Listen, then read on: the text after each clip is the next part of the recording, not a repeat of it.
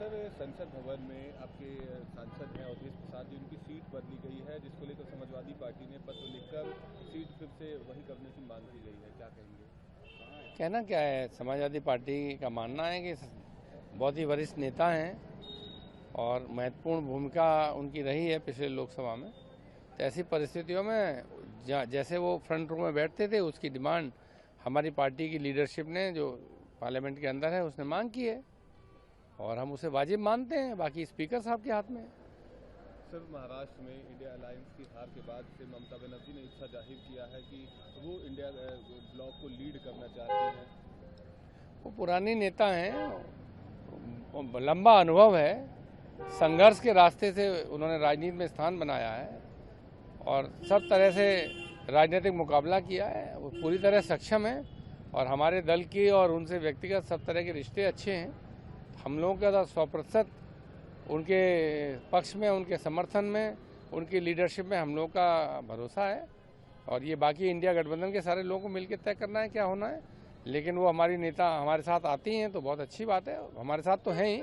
India गठबंधन को भी अगर फॉर्मली ज्वाइन करती हैं या लीड करने की कोई फैसला, कोई बातचीत सारे इंडिया गठबंधन के घटक लोगों के में होती है तो हमारा तो सहयोग ही रहेगा। हमको ममता जी से क्या समस्या हो सकती है।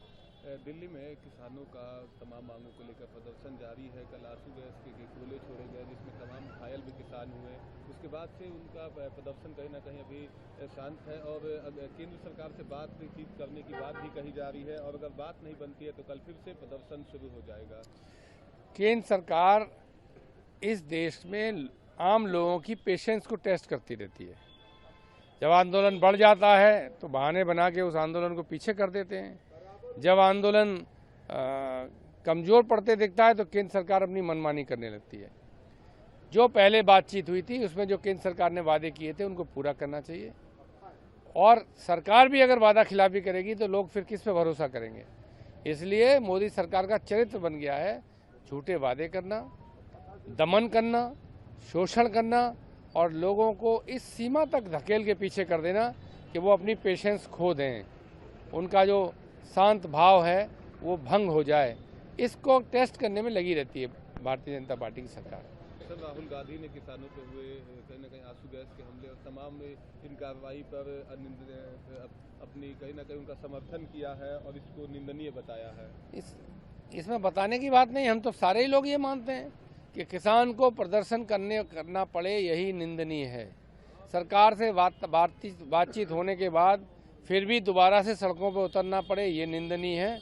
आंसू गैस के गोले और लाठीचार्ज, ये तो चाहे किसानों का विषय हो, चाहे नौजवानों का विषय हो, चाहे बेरोजगारों का विषय हो, किसी भी पीड़ित शोषित वर्ग पर जो अपना हक हिस्सा मांगने आ रहा है उसके साथ ऐसी घटना घनघोर निंदनीय है, गैर लोकतांत्रिक है और किसी भी लोकतांत्रिक सरकार को ऐसी बात करने से पहले शर्म महसूस करनी चाहिए। एक आखिरी सवाल, संभल की हिंसा को लेकर कांग्रेस पार्टी, आपकी समाजवादी पार्टी ने संसद में सवाल उठाया। उसके बाद अब कांग्रेस अभियान चलाने जा रही है और चीफ जस्टिस को पत्र लिखकर पूछेगी कि 1991 के वर्शिप एक्ट को कितना ध्यान में रखा गया है। असुद्दीन अवैसी ने भी इसी तरह की घटनाओं को लेकर पोस्ट किया है ट्विटर पर।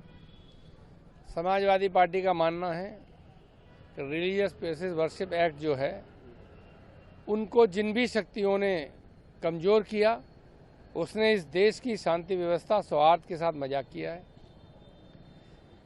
अयोध्या के वर्डिक्ट के बाद, जिस अयोध्या के वर्डिक्ट में ये स्वीकार किया गया था कि यह रिलीजियस वर्शिप एक्ट जो है वो बेसिक स्ट्रक्चर का पार्ट है और किसी भी धार्मिक स्थल का आज़ादी के बाद जो बना है, आज़ादी से पहले से जो बना हुआ है, उसको अब उसका स्वरूप बदला नहीं जा सकता।